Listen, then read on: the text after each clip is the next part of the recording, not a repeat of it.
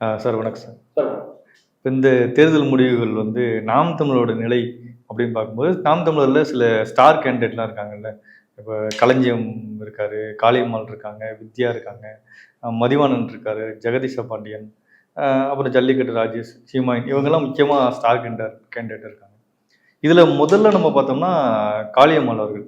காளியம்மாள் அவர்கள் போட்டியிட மயிலாடுதுறை தொகுதியில் இப்போ வரைக்கும் ஒரு 45,000 ஓட்டு வாங்கி 45,000 மேலே வாங்கி 4ஆவது இடத்துல இருக்காரு. காளியம்மாள் வந்து கிட்டத்தட்ட ஒரு 2ஆயிரத்துக்கு 3ஆயிரத்துக்கு வருவாங்கன்னு எதிர்பார்க்கப்பட்டுச்சு. சீமானோட அடுத்த நபராக பார்க்கப்பட்டுச்சு, பெருமளவில் பேசப்பட்டுச்சு. இல்லை காளியம்மாள் 4ஆவது இடத்துக்கு வந்தது எப்படி பார்க்குறீங்க சார்? ஒரு விஷயம் முதல்ல, இந்த தேர்தலில் ஒருத்தர் ஆண்ட கட்சி, பரம்பரையாக ஆண்ட கட்சி, பாட்டி, அப்பா, பாட்டன், அதுக்கப்புறம் வந்து பாட்டி, அதுக்கப்புறம் அப்பா, பரம்பரையாக ஆண்ட கட்சி. ஒரு பக்கம் வந்து அவங்க தங்களை வந்து பிரதமர்னு சொல்லிட்டாங்களோ இல்லையோ, பிரதமர் வேட்பாளர் சொன்னாங்களோ இல்லையோ, ஆனால் வந்து மக்கள் பார்வையில் ராகுல் காந்தி தான் பிரதமர் வேட்பாளராக பார்க்க, மக்கள் பார்வையில் இப்படி ஒரு பார்வை இருக்குது. இந்த சைடில் வந்து ஒரு தலைவரை தாண்டி பிரதமர் தாண்டி கடவுள், அப்படிலாம் பிம்பம் கட்டும் போது பார்த்தீங்கன்னா மிக சாமானியமான மக்கள், மிக சாதாரணமான மக்கள், கடைநிலை மக்கள், விளிம்பு நிலை மக்கள், அந்த மக்கள் ஒரு பெண் தான் நீங்கள் சொல்கிற அந்த காளியம்மாள். நீங்கள் கட்சி அப்புறம் பேசுவோம், சரிங்களா? அப்படிப்பட்ட ஒரு பெண்மணி, அந்த மண்ணில் பிறந்தவர், மயிலாடுதுறை அந்த மண்ணில் பிறந்தவங்க, சட்டமன்ற தேர்தலில் கணிசமான வாக்கு, அவங்களுக்கு போட்டி வேட்பாளராக நிறுத்துறதுக்கு ஆள் இல்லாமல் அந்த கட்சியில், காங்கிரஸில் கும்புடிப்பூண்டியில் இருக்கிற ஒரு ரொம்ப லேட்டாக அறிவிச்சாங்க வேட்பாளர். அந்த காலத்தில் நீங்கள் அங்கே வந்து பார்த்தீங்கன்னா வந்து மணிசங்கர் ஐயர்னு ஒருத்தருக்காரு, அவரெல்லாம் அங்கே போட்டிட்டாங்க காங்கிரஸில். அப்படி தான் வட இந்தியாவிலேருந்து கொண்டு வருவாங்க, அவங்களுக்கு அந்த மண்ணுக்கு சம்மந்தமே இல்லை. அந்த இடத்துல நாம் தமிழர் வந்து அந்த மண்ணின் பெண்ணாக வந்து அவங்கள வந்து நிறுத்தினாங்க. போட்டி வேட்பாளராக அங்கே ஆள் இல்லாமல் வழக்கறிஞர் சுதான்னு சொல்லிட்டு அவங்க பல கட்சியில் திமுகவில் இருந்தாங்க, திமுகலேருந்து காங்கிரஸ் பல கட்சிகள் போனவங்க தான் அவங்க கும்புடிப்பூண்டியில் இருக்கிறவங்க கொண்டு போய் மயிலாடுதுறை நிற்க வச்சு. ஸோ இப்போ பார்க்கும்போதுன்னு கேட்டால் இந்த தேர்தல் வந்து கேட்டால் யார் பிரதமர்னு பார்க்கக்கூடிய தேர்தல் சார். அதில் வந்து இந்த மாதிரியான ஒரு மோடியோட எதிர்ப்பு அலை, அந்த எதிர்ப்பு அலையில் வந்து பக்கம் இன்னொரு பக்கம் வந்து பார்த்தீங்கன்னா வந்து திமுகவோட அத்தனை வகையான பிரச்சார உத்திகள், இதையெல்லாம் கடந்து பணபலம், ஆள்பலம், இப்படி பல பலங்களை பிரயோகம் பண்ணால் இந்த சூழ்நிலையில் காளியம்மாள் வந்து இந்த வாக்குகள் ஒரு 45,000 வாக்குகள் இன்னைக்கு, இப்போ இன்னும் முடிவு நமக்கு இன்னும் வந்து இப்போ மணி ஒன்று தான் இன்னும் கடைசியாக நமக்கு தெரிய வரும், சரிங்களா? ஒரு 50,000 வாக்குகள் பெறுறாங்கன்னு சொன்னாங்கன்னா வாக்குகள் தக்க வைக்கப்படும். இது எப்படி நீங்கள் சொல்கிறீங்கன்னு கேட்பீங்க. பொதுவாக நான் பார்க்குற மற்ற நாம் தமிழர் வேட்பாளர் நீங்கள் பார்த்தீங்கன்னா அவங்க பெறக்கூடிய வாக்குகள் வந்து பார்த்தீங்கன்னா சராசரியாக ஒரு 50,000 வாக்குகள் இருக்குன்னு டோட்டல் மொத்தமாக இருக்குன்னு வச்சுக்கோங்களேன். சராசரியாக கடந்த நாடாளுமன்ற 2019 நீங்கள் வந்து கணக்கெடுத்து பாருங்க. இப்போ நீங்கள் என்ன சொல்றீங்க, 7% வாக்கு, சட்டமன்ற தேர்தலில் 7% வாக்கு 21. நீங்கள் 19 எடுத்துப்பாங்க, அப்போ அவங்க வாக்கு வகை எவ்வளோ கேட்டால் 4%. அந்த 4% கடந்து போகும்னு சொல்கிறேன். பாராளுமன்ற தேர்தலில் பார்வை வேற, சட்டமன்ற தேர்தலில் பார்வை வேற. போன தடவை நான் காலையில் நம்ம முன்னாடியே பேசினோம்ல, யாரு வரணும், யார் வரக்கூடாது. அப்போ இங்கே பிரதமர் வேட்பாளர்னு சொல்லி யாரும் அறிவிக்காத போது இவ்வளோ பெரிய இந்தியா கூட்டணியிலே பெரிய மாநில கட்சி அத்தனை அங்கேயே பிரதமர் யாருன்னு அறிவிக்க முடியல. பிரதமர் யாருன்னு சொல்லி பார்த்து போடக்கூடிய தேர்தல் சார். அதுவே கூட இந்தியா கூட்டணிக்கு ஒரு பின்னடைவாக இருக்கலான்றது நான் இப்போ தான் பேசிட்டு வந்திருக்கேன் வேற ஒரு சேனலில். இங்கே வந்து யார் வந்து மாப்பிள்ளைன்னு தெரியணும் சார் முதல்ல. ஆனால் கல்யாண ஏற்பாடு எல்லாமே நடக்குது, ஆனால் மாப்பிள்ளை யாருமே தெரியாது. இந்த சைடில் மாப்பிள்ளை கம்பீரமாக உட்காந்துட்டார், இன்னொரு மணமேட்டில் வந்து உட்காந்துட்டார், சரிங்களா? எல்லாம் தரப்படவா இருக்குது. இங்கே யாருன்னே தெரியல, மாப்பிள்ளையே முடிவு பண்ணேன். என்னன்னு கேட்டிங்கன்னா கல்யாணம் முடிஞ்ச பிறகு யார் மாப்பிள்ளை பார்த்தா நல்லா இருக்காது. இப்போ காங்கிரஸும் கிட்டத்தட்ட அப்படி தான். அப்படி இருக்கும்போது கேட்டிங்கன்னா இங்கே அந்த சாயலே இல்லாமல் கேட்டால் முழுக்கன்னு கேட்டினா சீமான்ற ஒரு தனி ஆளுமை, நாம் தமிழ்ன்ற தமிழ் தேசிய கட்டமைப்பு, இதை நம்பி மட்டுமே வாக்களிக்கிற மக்கள் வந்து, அதனால தான் நான் ஏற்கனவே பல முறை சொல்லியிருக்கேன், நாம் தமிழில் ஒரே ஒரு வாக்கு பிற கட்சிகள் வாங்கக்கூடிய 1000 வாக்குகள் சமம்னு சொல்லியிருக்கேன், சரிங்களா? எத்தனை விதமான நெருக்கடின்றதை நீங்கள் பார்க்கணும். நீங்கள் மற்றவர்கள் வேட்பாளர்கள் நீங்கள் பாருங்கள். அது வந்து வீரப்பன் மகள் வித்யா அவங்களும் இருக்கட்டும், அவங்க கிட்டத்தட்ட இப்போ வரைக்கும் ஒரு 12,000 இருக்கு. அப்படி இருக்கும்போது முழுக்க ஒழுக்க கட்டுப்பாடுகள், படித்த பெண்மணிகள், படித்த பட்டதாரிகள், இப்படியான கன்னியாகுமரியில பார்த்தீங்கன்னா கணிசமான வாக்குகள் இருக்காங்க. அங்க ஏற்பட்ட அந்த மரியா ஜெனிஃபர், ஆமா ஆமா, அங்க வந்து பார்த்தீங்கன்னா ஒரு 3ஆவது இடத்துக்கு வந்திருக்காங்க. அப்போ இப்படி படித்தவர்கள் வந்து வந்து வேட்பாளர் நிறுத்தி இப்படியான ஒரு ஒழுக்க கட்டுப்பாடுன்னு வந்து பார்த்தோன்னா பிற கட்சிகளை எதிர்த்து இப்போ ஆளுங்கட்சி, ஆண்ட கட்சி, பேண்ட கட்சி எல்லா கட்சியும் போராடி இந்த அளவு வாக்கு பெறான்னு சொன்னால் எங்கே நமக்கு இழப்பு ஏற்படலன்றது நீங்கள் பாருங்கள். நீங்கள் சட்டமன்ற தேர்தலில் நீங்கள் வாங்கின 2021 வாக்குகள் வந்து 7% வாங்கினாங்க, அதை வச்சு நம்ம 10% வாங்கலான்றது ஒரு கணிப்பு இருந்தது தான். ஆனால் நீங்கள் இந்த கணிப்புகள் எல்லாமே தோற்கும்போது கூட பார்த்தீங்கன்னா நாம் தமிழர் அந்த தனித்துவத்தை இழக்காமல் இருக்குன்றதை நீங்கள் பார்த்துக்கணும். ஏன்னு கேட்டிங்கன்னா சட்டம் அங்கே பாராளுமன்ற 2019 வந்து பார்த்தீங்கன்னா ஒரு 4% தான், அதை கடந்து போகின்றது. இங்கே 3 அணி நிற்குது இந்த முறை. ஒரு தேர்தலையும் தட்பவெப்பங்கள் மாறுது இல்லை. இப்போ வந்து பார்த்தீங்கன்னா இங்கே வந்து 4 முனை போட்டி. இதில் குறிப்பாக நீங்கள் பார்த்தீங்கன்னா தென்காசி தொகுதியில் போட்டிட்டு இசை மதிவாணன், அங்கே ஜான் பாண்டியன்னு நிற்கிறாரு, புதிய தமிழகம் கிருஷ்ணசாமி நிற்கிறாரு. அந்த இடத்துல எவ்வளோ பெரிய இவர் இப்போ சமீபத்தில் இவர் ஓட்டு வாங்கினது கிட்டத்தட்ட 33,000 ஓட்டு வாங்கியிருக்கு.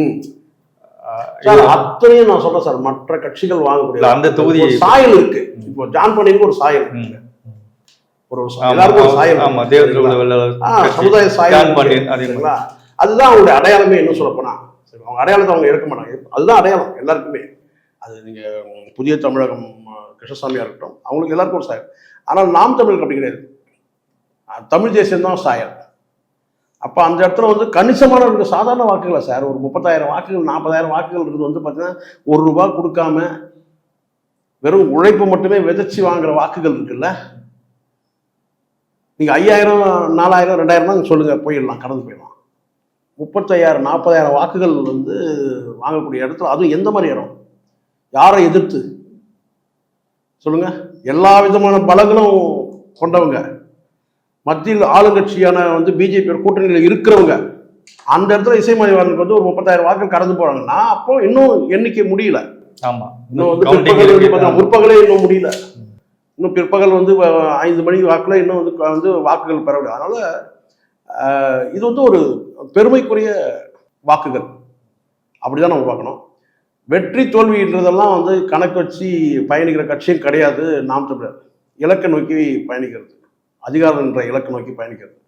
அதனால என்ன, இன்னும் நமக்கு நேரங்கள் இருக்கு, எவ்வளவு வாக்குகள் பெறுவாங்கன்றதை பார்த்து தான். அது இன்னொரு இப்போ குறிப்பாக நம்ம பார்க்கணும், திருச்சி தொகுதியில் வந்து ஜல்லிக்கட்டு ராஜேஷ் வந்து 3ஆவது இடத்துல இருக்கு. எல்லாருமே ஒரு பார்வை என்னன்னு கேட்டீங்கன்னா, ஒரு பார்வை சார் எல்லாருமே என்ன தெரியுங்களா, நேற்று இரவு கூட சொன்னாங்க என்னன்னு கேட்டீங்கன்னா, இப்போ இந்த தேர்தலில் முதல் வெற்றி பெறுறது திமுகன்னு தெரியும், இந்த 2வது 3வது 4வதுன்ற அந்த அதுதான் கடும் போட்டி இருக்கும் போல இருக்கு. இப்போ நம்ம தமிழ்நாட்டுடைய வெற்றி வந்து திமுக வெற்றின்றது நம்ம பார்வை முடிஞ்சிச்சு. இப்போ அடுத்தது என்ன, 2வது இடம் யாரு, 3வது இடம். 3வது இடம் சவால் விட்டு காய்களை நகர்த்தினாரு அண்ணாமலை, பெரிய சவால் விட்டார். அவர் 3வது இடத்துல இருக்காரு. அதிமுகவுக்கு அவரே 3வது இடத்துல இருக்காரு. அதிமுக தான் 2வது இடம். பரவாயில்ல, இப்போ நம்ம பார்த்துட்டோம். இப்போ இந்த ஏறக்குறைய ஒரு மணிக்கு இப்போ பார்க்கணும்னு சொன்னால் அந்த 1 மணிக்கு எல்லாம் கேட்டால் 2வது இடத்த வரக்கூடியது வந்து பார்த்தீங்கன்னா அதிமுக இருக்கும். அப்போ அதிமுகன்ற கட்சி வந்து நீங்கள் நினைக்கிற மாதிரி வந்து எம்ஜிஆரால் உருவாக்கப்பட்டு ஜெயலலிதாவால் வளர்க்கப்பட்ட ஒரு என்ன சொன்னால் அந்த பலம் வந்து இன்னும் குறையவே இல்லை.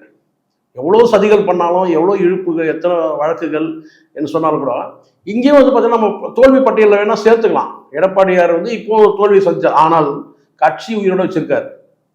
அதுதான் நம்ம பாராட்டணும். எடப்பாடி கிட்ட ஒரே ஒரு பாராட்டு கேட்டீங்கன்னா பல தோல்விகள் சொல்லலாம். கூட்டணி கட்சியை உடைக்க தவறிட்டாரு, தன் சொந்த கட்சியில் வந்து பார்த்தீங்கன்னா ஆளுமையை செலுத்தலை, எல்லாம் சொல்லலாம், வரிசையாக சொல்லலாம். ஆனால் இந்த தேர்தலில் எடப்பாடி முதல்வர் வந்து ஏகப்பட்ட கத்திகள் குத்தப்பட்டிருக்கு, அது அவருக்கு தெரியும். ஆனால் இதை தாண்டி 2வது இடம்ன்ற அந்த இடம் இருக்கு இல்லையா, கலைஞர் காலத்தில் 2வது இடம், எம்ஜிஆர் காலத்தில் 2வது இடம் இல்லையா, இப்படி மாறி மாறி ஜெயலலிதா அவர்கள் காலத்துல வந்து பார்த்தீங்கன்னா வந்து 2வது இடம், 1 அல்லது 2. இப்போ அந்த 1, 2 தான் இருக்கு, வரல. அப்போ 3வது இடம்ன்றது வந்து பார்த்தீங்கன்னா இது வந்து ஒரு காணல் நீர். யாருக்கு, பிஜேபி 3வது இடமா இருந்தாலும் கூட, மற்ற இடங்கள் நான் சொல்றேன், இந்த தொகுதி தவிர்த்து மற்ற இடம் சொன்னாங்க.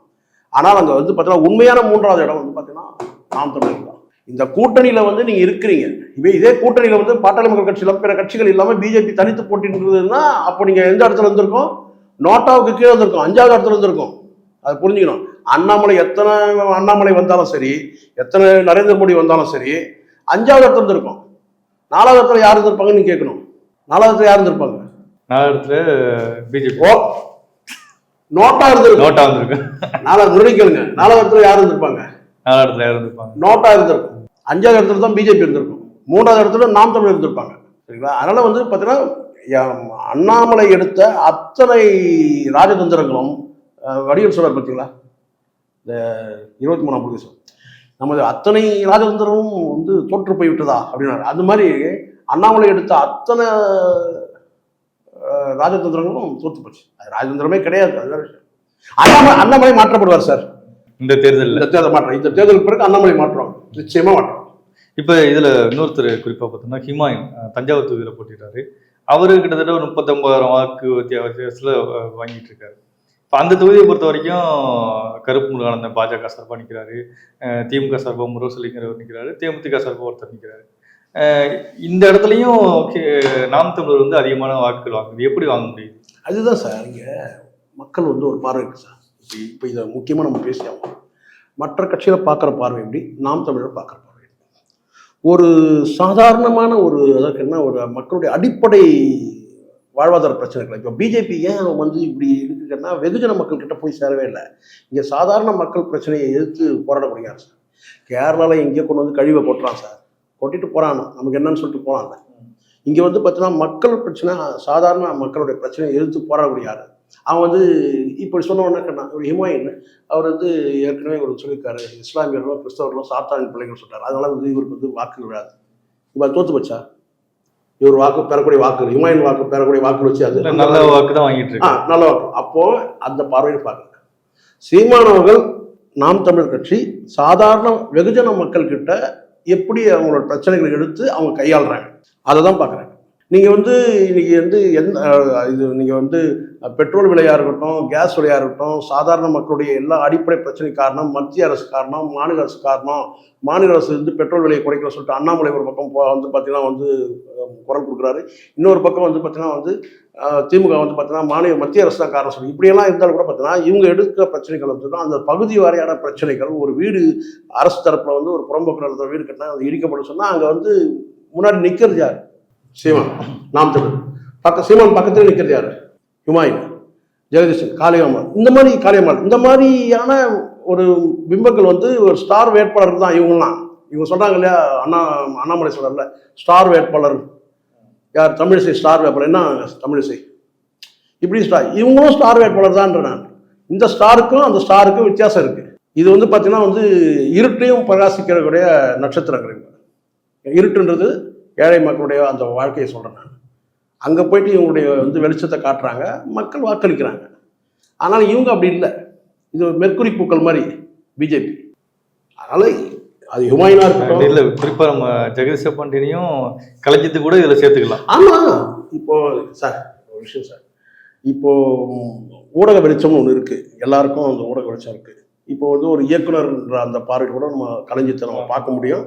அவர் ரெண்டாவது கேட்டால் வந்து எந்த போராட்டமாக இருந்தாலும் நாம் தமிழ் போராட்டம் அந்த முன்னிலை பேசுகிறவர் பார்த்துருக்கோம். அதே மாதிரி ஜெகதீஷ் பண்ண ஒரு பார்க்கலாம், நம்மகிட்டே நிறைய கூட வந்து பேசியிருக்காரு. ஸோ இவங்கெல்லாம் ஒரு அறியப்பட்ட முகம். இது நீங்கள் பெரிய சினிமா ஸ்டார்கள் கிடையாது, இவங்கெல்லாம் சாதாரண மக்கள்கிட்ட வந்து புழங்கக்கூடியவங்க. இப்போ நீங்கள் பிஜேபியில் நீங்கள் எடுத்துங்களேன், நீங்கள் தான் சொல்கிறீங்க கருப்பு முருகானந்தன் ஏதோ சொன்னீங்க. இப்போ அவர் நான் பார்த்ததே கிடையாது, நானே பார்த்தது கிடையாது. இப்போ மக்கள் எப்படி பார்ப்பாங்க சொல்லுங்க? இல்ல அந்த தொகுதியில வந்து ஜாதிய ரீதியா அவருக்கு வாக்குகள் இருக்கட்டும் சார், சாதி ரீதியா இருக்கட்டும் சார். நீங்க இப்ப நான் மீண்டும் கூட சொல்றேன், நீங்க சாதி ரீதியான வாக்கு கேட்டீங்கன்னா அங்க நிக்கிற மற்ற கேண்டிடேட்டோட சாதி என்னன்னு பாருங்க. மற்ற கேண்டிடேட்டுக்கும் பார்த்தீங்கன்னா அந்த சாதியை சார்ந்தவராக இருப்பார், சமுதாயம். அப்போ சாதிய வாக்குகள் ஸ்பிளிட் ஆகும்ல. இப்போ உதாரணத்துக்கு ஒரு முக்குளத்தூர்ல ஒரு கேண்டிடேட் நிற்கிறாங்கன்னா மற்ற கட்சிகள் முக்குளத்தூர் தான் நிற்க வைக்கும். அல்லது வேற கேண்டிடேட் நிற்க வைக்காங்கன்னா சம பலம் உள்ள இன்னொரு கம்யூனிட்டி ஆட்களை நிற்க வைப்பாங்க. இதானே ப்ராக்டிக்கல். ஒரு குறிப்பிட்ட சமுதாயத்தை சார்ந்தவர் இவர் இருக்கிறாருன்னா அவருக்கு மட்டுமே அந்த வாக்கு போட்டாங்க. சமுதாய பரம் அப்படி போயிடும், மாறி போயிடும். இப்போ தருமபுரியில் நிற்கிறாங்க, வன்னியர் கேண்டிடேட் வந்து பார்த்தீங்கன்னா வந்து சௌமியாவாக இருந்தாலும் கூட பார்த்தீங்கன்னா எதிர்த்து நிற்கிறவரும் வந்து பார்த்தீங்கன்னா வன்னியர் கேண்டிடேட் தான் இருப்பாங்க. இன்னொரு பிற கட்சிகளாக இருந்தாலும் அந்த மாதிரி இருக்கும். ஆனால் நாம் தமிழர்ல அப்படி இல்லை. நாம் தமிழர்ல எப்பவும் வந்து சாதியை பார்த்து இந்த இடத்துல சாதி பலம் அதிகமாக இருக்கா, அந்த இடத்துல இந்த கேண்டிடேட்டை போட இயற்கையாக அமையிறது வேற விஷயம். இயற்கையாகவே இருக்கிறாங்க, குறிப்பிட்ட அந்த சாதின்றதுனாலே சீட்டு மறுக்கப்படுறதும் தப்பு. அவங்க ஒரு படித்த வந்து நல்ல கேண்டிடேட்டாக இருக்கிறாங்கன்னா அவங்க போடலாம். ஆனால் வெறும் சாதி மட்டுமே ஒரு பலமாக பார்க்க முடியாது. ஏன்னா மற்ற கட்சிகளும் அதே ரூட்டில் தான் பயணிக்கிறாங்க. சமுதாய வாக்குகளை அப்போ பிரிக்கப்படுது, சமுதாய வாக்குகள் பிரிக்கப்படுது. அதில் அந்த வகையில் வந்து பார்த்தீங்கன்னா வந்து அவர் ஹிமாயனா இருக்கட்டும், ஜெகதீஷ் கலைஞமா இருக்கட்டும், இவங்கெல்லாம் வந்து பார்த்தீங்கன்னா இப்போ கலைஞர் நீங்க பாருங்க, அங்கே ஏறின சிட்டிங் கேண்டிடேட் யாரு? விழுப்புரத்தில் ரவிக்குமார் பலம் வாய்ந்த கேண்டிடேட் தானே. பொன்முடி ஆமாம் பலம் தானேங்க. இந்த பலத்தையும் தாண்டி களஞ்சியம் வந்து அங்கே வந்து நிற்கிறதுன்றது வந்து பார்த்தீங்கன்னா எந்த பலத்தில் பல பேரோட விமர்சனம் பண்ணாங்க. களஞ்சியம் வந்து ஒடுக்கப்பட்ட வகுப்பை சார்ந்தவரா? அது தெரியவே தெரியாது. இப்போதான் தெரிஞ்சுக்க முடியுது. அவர் இன்னொன்று நிறைய பேருக்கு தெரியும். இன்ன பேர் தான் தெரியுது. இது வரைக்கும் தெரியுமா? அப்போ என்ன அடையாளமே இருந்திருக்காங்க, இல்லாமல் இருந்திருக்காங்க சார். சாதி அடையாளத்தை காட்டாமே இருந்திருக்கிறாங்க. நாம் தமிழர்லேயே பல பேருக்கு வந்து களஞ்சியம் வந்து ஒடுக்கப்பட்ட வகுப்பை சார்ந்தவரான்றது தெரியாது. இப்போதான் தெரியுது. காரணம் ரிசர்வ் தொகுதியில் நிற்கிறதுனால தெரியுது. அப்போனா தன் சாதி அடையாளம் கூட வந்து யார்கிட்டையும் காட்டிக்கிட்டு கிடையாது. ஒட்டுமொத்த தமிழர்களாக அறியப்படுற தலைவர்களாக இருக்கிறாங்க, வேட்பாளர்களாக இருக்கிறாங்க. அந்த வகையில் எனக்கு நாம் தமிழ் இப்போ மணி ஒன்று சார், நாம் தமிழுக்கு இது ஒரு பின்னடைவாக நான் பார்க்கல.